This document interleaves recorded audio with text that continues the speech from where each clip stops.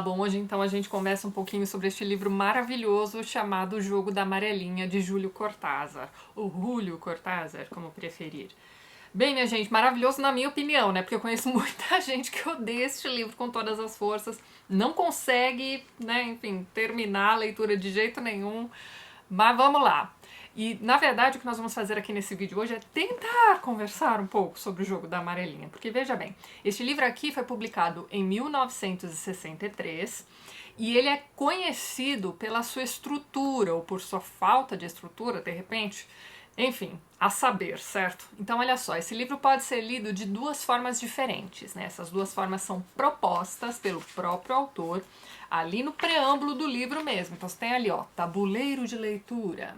Essa aqui é a primeira coisa que você encontra na sua edição de Jogo da Amarelinha. Então aqui ele propõe a leitura corrida, né, comum de um romance qualquer que você tenha lido na sua vida. Então começar aqui de cabo a rabo, e o que você vai encontrar aqui no Jogo da Amarelinha, se você resolver ler dessa forma, é o seguinte: são 56 capítulos imprescindíveis, né? Ou seja, você tem aqui o romance em si em 56 capítulos, e depois desses primeiros capítulos você tem outros 99 capítulos que ele vai chamar de capítulos prescindíveis. Ou seja, se você quiser parar ali no 56º capítulo, tá joia, tá? Porque os demais são prescindíveis. Mas será que são prescindíveis mesmo? Porque um autor levaria anos e anos para escrever este livro, e diria que mais da metade dele você pode deixar de ler sem problema nenhum, que tá joia. É aí então que ele propõe a segunda forma de leitura, aí sim, seguindo este tabuleirozinho. Então, a cada término de capítulo, você vai ser direcionado a um outro capítulo. Então, por exemplo, se você resolver seguir o tabuleiro, você vai começar a sua leitura lá no capítulo 73, ou seja, um dos capítulos prescindíveis, e aí, depois do 73, você pula lá para o primeiro capítulo. E assim você vai, seguindo esse tabuleirozinho. O que acontece? Eu já fiz as duas leituras dessa forma, dessa vez eu acabei lendo o livro de cabo a rabo de novo. Então, o que acontece? A primeira vez em que eu li este livro, eu fiz essa leitura convencional e eu fiquei perdidaça com os capítulos prescindíveis. Então, assim, eu não sabia nem o que eu estava lendo direito, entendeu? E eu fiz essa minha primeira leitura lá pelos meus 20 e poucos anos. Alguns anos depois eu disse o seguinte: bem, vou tentar de novo, dessa vez usando o tabuleiro. E aí o que aconteceu, minha gente, foi o seguinte: eu compreendi bem mais os capítulos prescindíveis, eles fizeram muito mais sentido. Então, caso você esteja vendo este vídeo decidindo aí se você vai ler ou não o Jogo da Amarelinha, tenha em mente que eu, como pessoa que já li esse livro mais de uma vez, recomendo então a leitura com os capítulos prescindíveis, para que ao término da leitura você não xingue tanto assim o autor do livro, certo? Mas tá, do que se trata o Jogo da Amarelinha? Bem, o enredo está, como eu disse a vocês, ali no romance, né, naqueles primeiros 56 capítulos. E aqui nós vamos acompanhar o Horácio Oliveira. Quem é Horácio Oliveira? Ele é um jovem, na verdade assim, você vai passar boa parte desse livro achando que ele é um jovenzinho mesmo, vivendo uma vida boêmia em Paris. Ele é, na verdade, um argentino que, não vamos dizer que ele está se autoexilando, mas ele resolveu passar uma temporada em Paris. Essa é a primeira parte do livro. Na sequência, a gente vai encontrar o Horácio novamente e dessa vez de volta à Argentina. E ali, pelos capítulos prescindíveis, né, nós vamos meio que encontrar o Horácio em alguns outros momentos de sua vida. Então, o Horácio é o personagem principal aqui deste livro. E em um primeiro bater de olhos, né, o leitor pode se enganar com Horácio, né? Você pode começar a leitura desse livro achando que ele é um grande intelectual, versado em literatura, filosofia, artes em geral, grande apreciador de jazz, rodeado por amigos igualmente intelectuais, não é mesmo? Eles dão até um nome para o próprio grupo, se eu não me engano é Grupo da Serpente, uma coisa assim. Mas na verdade, conforme a leitura vai correndo, você vai percebendo que o Horácio é meio que bastante mediano, ele é meio medíocre mesmo. Principalmente quando ele se enxerga através dos olhos da Maga. A Maga seria ali sua namorada em Paris. A Maga é uma uruguaia, o nome dela na verdade é Lucia, ela recebe este apelido do próprio Horácio, e ela sim é tratada o tempo todo aqui no livro como uma mulher de inteligência bem assim, sabe? Mediana pra baixo, digamos. Enfim, ela tem um bebê, e a história do bebê da Maga é provavelmente uma das coisas mais tristes que você vai ler na sua vida. Porque eu já li pra caramba, e toda vez que eu penso em histórias tristes, esse aqui é um dos primeiros livros que me vem à mente. Mas então, a maga é vista desde o início desse livro como uma pessoa de inteligência bastante limitada. Tanto é que, assim, tanto o Horácio como os demais componentes do grupo este que foi unido, diga-se de passagem, por conta da própria maga, né? Ela é a cola que junta todas essas pessoas. Mas então, essas pessoas todas evitam comentar certas coisas, né, perante a maga, porque eles sabem que eles vão precisar explicar tudo desde o início e dá uma certa preguiça, enfim. Então dá até uma certa dó da maga aqui ao longo do livro, né? Quando eles começam aquelas discussões super intelectuais, misturando filosofia com sei lá o que, enfim, metafísica, por aí vai. E eu não vou mentir pra vocês, em diversos momentos eu mesma me senti como a maga lendo essas conversas aqui nesse livro. Mas na verdade o que está acontecendo com ela aqui nesse grupo é que ela está sendo bastante, como é que vamos dizer, subestimada mesmo.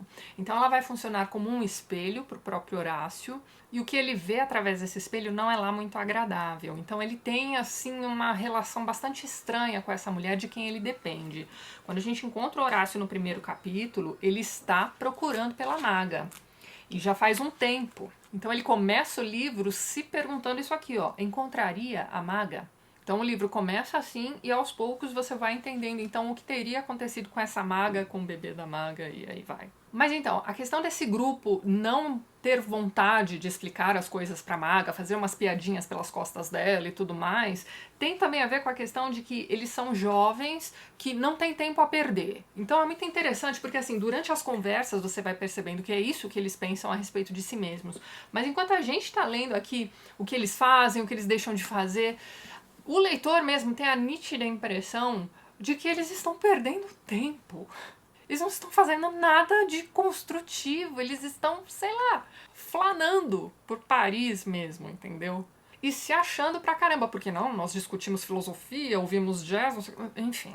Tá aí um retrato da juventude de qualquer lugar do mundo, em qualquer época do mundo, né? Porque essa coisa do jovem, achar que ele sabe de tudo, inclusive como você deve viver sua própria vida, é uma coisa meio impressionante, mas enfim. A questão é que mais lá pro meio do livro, agora já não me lembro se nos capítulos prescindíveis mesmo, a gente meio que fica sabendo que o Horácio não era tão jovem não, ele era o mais velho do grupo e ele já devia ter lá seus quase 40 anos. Então tá, essa primeira parte do livro, né, o romance em si, os 56 capítulos, são meio que divididos entre o Horácio vivendo essa vida boêmia em Paris e depois, quando ele retorna à Argentina, à procura da maga. E nós vamos encontrar o Horácio trabalhando em um hospital psiquiátrico ou coisa assim. Ele vai retomar uma amizade antiga com um rapaz chamado Traveler, que trabalha num circo. Ele e a esposa, a namorada, enfim, a Thalita, que é na verdade uma farmacêutica, né? Ela estudou, né? Fez a faculdade de farmácia e ela tem esse emprego que não é lá muito rentável, mas ela tem essa aspiração para trabalhar também em circos e enfim. É um livro estranho, já deu para entender, certo? Pois então, é para isso, né? É para este cenário que o Horácio volta na segunda parte, então, do romance. E quando eu digo que ele está na Argentina procurando a maga, essa busca pela maga também pode ser uma busca meio metafísica. Tanto é que ele vai encontrar a maga em outra mulher. Cara, como é difícil explicar esse livro. Eu espero que vocês, né, ao final deste vídeo, tenham aí alguma ideia aproximada do que se trata aqui o jogo da amarelinha, certo? Mas vamos lá. Tá, mas e o jogo da amarelinha? Bem, o jogo é praticamente um personagem aqui nesse livro. Mas antes de comentar sobre isso, queria comentar com vocês a questão de que, segundo o autor, esse aqui foi um livro que ele começou a escrever do meio, né? Então, o primeiro capítulo que ele escreveu, na verdade ele ainda nem sabia se aquilo se tornaria um romance ou se seria mais um conto. Foi aquele capítulo mais longo da história. Então, quem já leu, acho que vocês devem se lembrar do Horácio, né, morando ali na mesma vizinhança do Traveler e da esposa dele, ou namorada, que agora já não me lembro, e enfim. Eles são vizinhos, mas eles vivem um do outro lado da rua, né, então são dois prédios, e a janela de um fica de frente para a janela do outro. Então, no momento que o Horácio está, sei lá, consertando alguma coisa do teto ali do apartamento dele, acabou o mate dele também, e aí ele pede pro amigo, né, através da janela. E aí a solução que eles encontram para entregar os pregos e o mate é colocando ali uma tábua entre uma janela e outra. E aí a própria Thalita, né, a namorada do rapaz, vai fazer a travessia nessa tábua para entregar essas coisas então pro Horácio. E é uma coisa tão absurda que assim, você fica pensando, poxa, não é muito mais fácil descer, né, atravessar a rua, entregar. Bem, eles tentam fazer isso. E este é um capítulo longo. E chega um momento em que essa moça que está fazendo a travessia vai dizer qualquer coisa do tipo: olha, se vocês balançarem a tábua, eu vou cair no inferno. Ou no céu, agora já não me lembro. Enfim, ela está se referindo ao jogo da amarelinha desenhado na rua, bem abaixo dessa tábua. Então, assim, ele cria essa imagem primeiro, né, dessa pessoa que poderia cair tanto no céu quanto no inferno, enfim, dependendo ali da posição da queda. E ele vai repensando, então, a história do Horácio como se... não exatamente como se ele estivesse jogando o jogo da amarelinha, mas a gente tem que pensar no que representa esse jogo.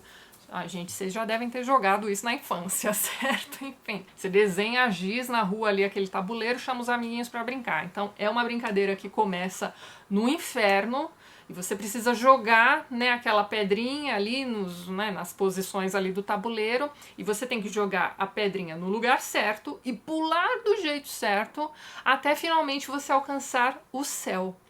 Então, a impressão que eu tenho é que quem criou essa brincadeira leu a Divina Comédia, mas tá. Perceba que, de certa forma, o jogo da amarelinha é um jogo de sorte e azar, né, também, né, enfim.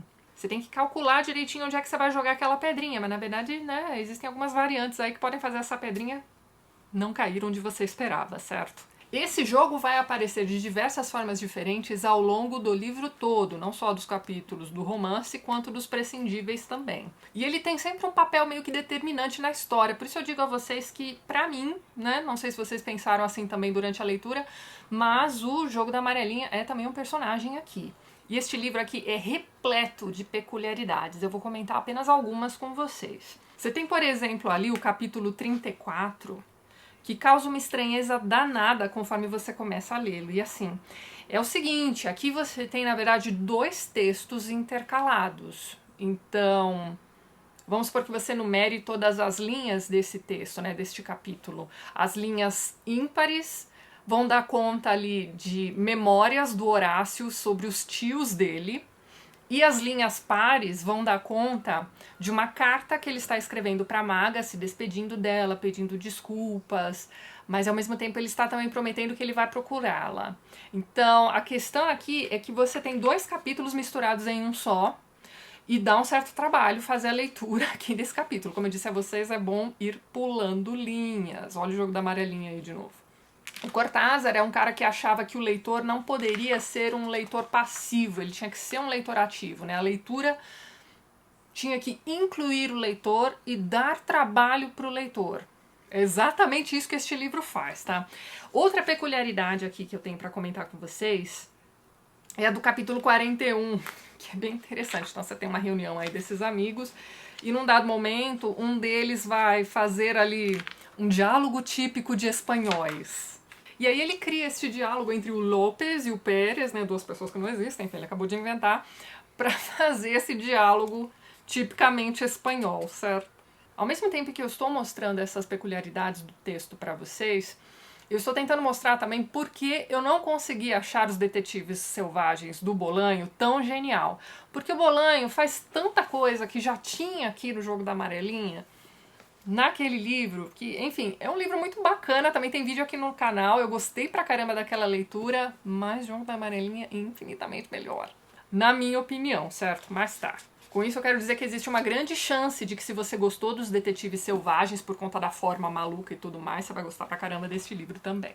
E você tem também aquela colcha de retalhos que são ali os capítulos prescindíveis, e ali você vai ter de tudo. Você vai ter recortes de jornais da época, você vai ter grifos de leituras que o Cortázar ou o Oliveira fizeram, você vai ter outros diálogos entre os personagens, você tem aqui também uma coisa que eu achei bastante interessante, que é um texto que o Traveller, né, aquele amigo do Oliveira, que trabalha no circo, enfim, ele está estudando um texto que foi escrito por um rapaz chamado Ceferino Pires, eu acho. Isso mesmo, Ceferino Pires.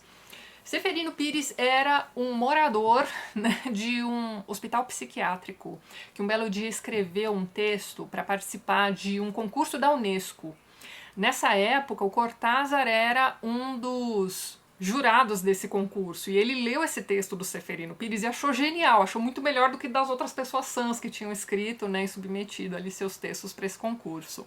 É, na verdade, um ensaio em que ele vai reorganizar a sociedade por cores. Eu não vou dizer mais nada, vocês precisam ler isso aqui. Tem 2 ou 3 capítulos do Traveller estudando esse texto a sério. E é maravilhoso. E tem também ali nos capítulos prescindíveis a presença do Morelli. Esse Morelli já tinha sido comentado pelos intelectualoides, né, ali nos primeiros capítulos também, nos encontros deles, mas o Morelli se torna um personagem. Quem é o Morelli? É um autor fictício criado pelo próprio Cortázar, você pode entender que é um alter ego dele, enfim. E ele está justificando as escolhas que ele fez para a composição de um romance. E aí, conforme você vai lendo esses capítulos do Morelli, você vai entendendo diversas coisas, né, a respeito de como este livro aqui foi escrito. Então talvez o próprio Morelli tenha sido o criador do Jogo da Amarelinha, tenha sido o criador do Horácio, enfim. E ainda assim o livro é repleto de meditações sobre a realidade, sobre a natureza da literatura, sobre o limiar entre o que é invenção e o que é real. Você tem também algumas discussões ali que vão dar conta do estado de coisas. Então eles vão discutir, por exemplo, tem que lembrar, este livro foi publicado em 63 e foi escrito, né, começou a ser escrito, idealizado, cerca de, sei lá, uns 10 anos antes. Mas então, essas conversas a respeito do estado de coisas vão desde a questão do será que a gente deve se mexer para mudar as coisas ou será que a gente deve se manter distante daquilo tudo, né, largar a mão, né, se desconectar totalmente, né? Essas discussões estão aqui também. E são tantos temas discutidos aqui por esse grupo, né, ou internamente pelo próprio Horácio e tudo mais, que em alguns momentos, né, não vou mentir pra vocês, eu senti aquela fumacinha saindo, sabe? E isso era o meu cérebro, né, tentando fazer sentido de tudo aquilo que eu estava lendo. Como eu disse pra vocês, já é a 3ª leitura e ainda tem coisas que escaparam. Então talvez a gente possa dizer que o Jogo da Amarelinha é um daqueles livros inesgotáveis. E tem também aquele detalhe, né, de que tudo que está aqui no Jogo da Amarelinha é, na verdade, reflexo do que se passava pela cabeça, né, do próprio Júlio Cortázar ali nos anos 50, 60. Este livro é considerado por muitos como sua grande obra-prima, na minha opinião também. Há quem prefira os contos e há quem ame tudo do Cortázar, como é o meu caso. Se vocês nunca leram os contos dele, vocês podem começar lá pelo História de Cronópios, que vai ser sucesso, e enfim. Esse aqui é um baita de um livro maravilhoso, na minha opinião, tá certo? Queria comentar com vocês também alguns textos de apoio para as leituras de vocês, não só do Jogo da Amarelinha, mas da obra dele, enfim. Tenho esse livro aqui chamado O Escorpião Encalacrado, do Davi Arrigucci Júnior, né, enfim. Esse rapaz aqui, inclusive, é o especialista convidado do programa Literatura Fundamental para comentar, né, o Jogo da Amarelinha em 2 programas, tá?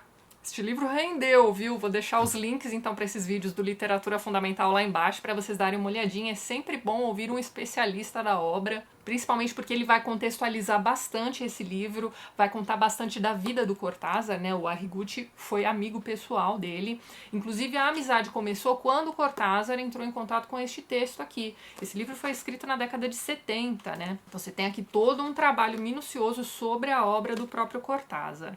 Mas eu não vou mentir para vocês, este livro aqui dá um panorama então da obra completa, né, do Cortázar, faz comentários, analisa tudo direitinho e tudo mais, mas a linguagem, ó, vou ler aqui o trechinho onde eu parei. Capítulo 2, O Labirinto Visto de Fora, a Ruptura e o Sistema.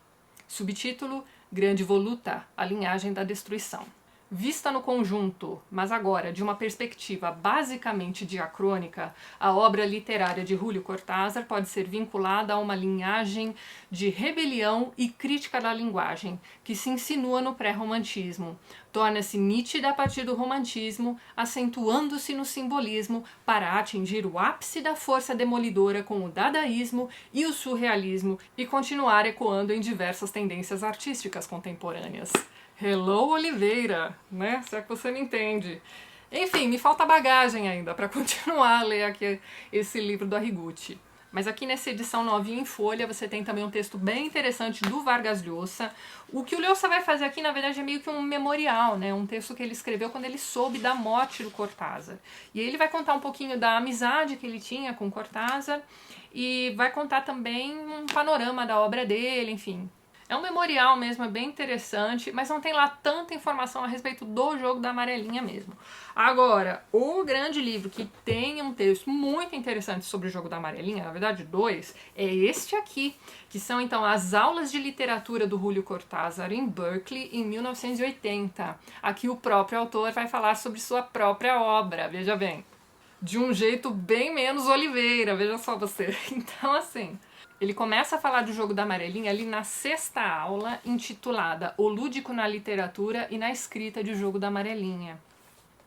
E aí ele vai contar como ele começou a escritura deste livro a partir daquele capítulo infinito lá, enfim, que a moça tá atravessando a tábua para chegar ao apartamento do Oliveira, enfim. E aí ele vai dizer algumas coisas interessantes, como por exemplo, na página 222, ele diz, ó, o jogo da amarelinha não foi concebido como uma arquitetura literária precisa, mas como uma espécie de aproximação de diferentes ângulos e de diferentes sentidos que pouco a pouco foi encontrando forma. Então, não é uma coisa que ele pensou, vou escrever o livro deste jeito. Conforme ele foi escrevendo, ele foi percebendo que aquilo foi tomando a forma que tem até hoje. Com relação ao tabuleiro, ele vai contar aqui nessa aula também uma coisa que eu achei sensacional. Como foi que ele escolheu, né, quais capítulos seguiriam, né, a ordem ali do tabuleiro? Ele fez o seguinte, ele foi ao apartamento de um amigo dele, que na verdade morava, sei lá, num grande loft ou algo do tipo, né, então você tinha lá uma região, ali um chão imenso. Ele colocou todos os capítulos ali fora de ordem mesmo, conforme ele foi tirando da mochila ali no chão, e ele foi formando então algumas ruazinhas entre esses capítulos colocados no chão.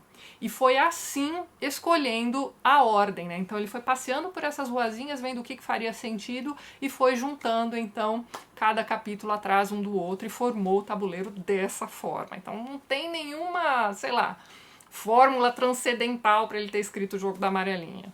Ainda sobre o livro ele diz o seguinte, ó, no fundo o jogo da amarelinha é uma meditação muito longa, através do pensamento e através dos atos de um homem, sobretudo, né, o Oliveira, sobre a condição humana, sobre o que é um ser humano neste momento do desenvolvimento da humanidade, numa sociedade como a sociedade onde se passa o livro. Em O Jogo da Amarelinha, tudo está centrado no indivíduo, isso é fácil de perceber. Sobre Oliveira, olha lá, qualquer pessoa que tenha lido o livro sabe que Oliveira não era nenhum gênio, ao contrário, é um homem sumamente medíocre, ele mesmo sabe. Não tem a inteligência que tiveram Kant ou Hegel ou Jean-Paul Sartre, tal como o Músico de O Perseguidor, é um outro livro dele, um livro anterior, inclusive, que já traz alguns elementos do jogo da amarelinha. É um homem comum que todavia sente que em torno dele há coisas que não vão bem. Coisas que, inclusive, gente muito mais inteligente que ele aceita e que ele não está disposto a aceitar e se opõe à realidade tal como a apresentam diariamente. O Jogo da Amarelinha é um livro de perguntas no qual continuamente se está perguntando por que isso é assim e não de outra maneira, porque as pessoas aceitam que isso se dê dessa forma quando poderia se dar de outra. Então o que ele vai dizer, ele vai reafirmar isso diversas vezes aqui nessa aula, né? Que o Jogo da Amarelinha na verdade só faz perguntas, ele não te responde nada. E ele vai comentar também a respeito de um livro que é um dos favoritos dele, que é ali A Montanha Mágica do Thomas Mann, em que durante aquelas conversas filosóficas você tem na verdade duas pessoas, dois grandes filósofos, um era o Settembrini, o outro eu esqueci o nome, enfim, eles estão na verdade tentando encontrar soluções para aquele momento em que se passa a história, né, o comecinho da Primeira Guerra Mundial. E ele vai dizer aqui que ele não é nenhum Thomas Mann, que aqui ele está simplesmente levantando as perguntas. E tem outras coisas excelentes aqui também. Tem um momento em que os alunos fazem perguntas e ele vai responder, né? E tem uma pessoa que vai perguntar para ele por que diversas partes desse livro foram escritas em inglês ou em francês, né? Ele vai dizer, poxa, mas tem tanta gente que não tem acesso a essas línguas, né? Esses trechos não foram traduzidos, por que você escreveu dessa forma? E a resposta dele é maravilhosa, olha só. Puro pedantismo, imagino. Então, assim... Cara, Cortázar é maravilhoso, ele continuou, porque na época em que escrevi O Jogo da Amarelinha estava realmente vertendo uma acumulação cultural de muitos anos, de toda uma vida. Mas ele ter admitido, né, de que ele deixou nesses trechos em inglês, em francês, enfim, como puro pedantismo, maravilhoso. Sobre o relacionamento entre Oliveira e a Maga, eu anotei aqui um trechinho também que eu achei interessante, olha só. Oliveira está sempre um pouco na defensiva, porque a Maga, sem querer, porque é espontâneo dela, o está denunciando e atacando, está tirando as suas máscaras. Aquilo que eu falei pra vocês, a Maga é meio que o duplo dele, é um complemento, né? Então depois que ele perde a maga, ele passa, né, boa parte da vida procurando pela maga. E aí, será que ele vai encontrar a maga ou não? Você vai precisar encarar aqui o jogo da amarelinha para saber se ele conseguiu chegar ao céu ou não, certo? Antes de encerrar, eu queria ler para vocês um trechinho que eu marquei da minha primeira leitura do jogo da amarelinha, que é, na verdade, ali a descrição do Oliveira, olha só. Oliveira é patologicamente sensível à imposição de tudo aquilo que o rodeia, do mundo em que vive, do que lhe foi destinado, para dizer de maneira gentil. Em resumo, é despedaçado pelas circunstâncias. Ainda mais resumidamente, o mundo o incomoda. Eu acho essa descrição do Oliveira genial. Em diversos momentos da minha vida eu me sinto exatamente como ele, mas enfim. Então é isso, gente. Deixo aqui a dicona deste livraço pra vocês. Da primeira vez que eu li este livro, né, assim que eu consegui completar a leitura, que ó, foi penosa, levei um tempão. Eu me senti preparada para pegar Ulisses de novo, né? E aí já tem registro aqui da minha leitura de Ulisses no canal, depois vocês deem uma olhadinha lá. E desta vez, né, da terceira vez, né, em que eu leio este livro, estou me sentindo preparada para encarar então o Finnegan's Wake, minha gente. Então é isto. Nos próximos dias devo entrar no ringue com este livro e sei lá, acho que até o fim do ano a gente conversa então sobre mais um James Joyce esquisitão, certo? E é isso, gente. Vou ficando por aqui. Vejo vocês nos próximos vídeos do canal. Um beijo grande e até mais.